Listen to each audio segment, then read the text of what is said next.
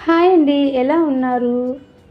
నేనైతే చాలా చాలా బాగున్నానండి. మీరు కూడా బాగుండాలని మనస్ఫూర్తిగా కోరుకుంటూ, మీ అందరికి కూడా కృష్ణాష్టమి శుభాకాంక్షలండి. సో, మీరు ఈ ఇయరు కృష్ణాష్టమి ఎలా చేసుకున్నారనేది నాతో షేర్ చేసుకోవడం మాత్రం మర్చిపోవద్దు. నేనైతే ఈ ఇయరు ఇలా చేసుకున్నానండి. నాకైతే చాలా మంచిగా అనిపించింది. సో, కృష్ణుడికి అటుకులతో చేసిన పాయసం అంటే చాలా ఇష్టం కదా! సో, నేనైతే అటుకులు నైవేద్యంగా పెట్టాను. సో, వెన్న కూడా చాలా ఇష్టం కదా కృష్ణుడికి. అందువల్ల వెన్న అయితే దేవుడికి నైవేద్యంగా పెడుతున్నాను. చూస్తున్నారు కదా! తులసాకులో నుంచి తీసి ఆయనకి పెడుతున్నానండి వెన్న అయితే. నాకైతే చాలా బాగా అనిపించింది.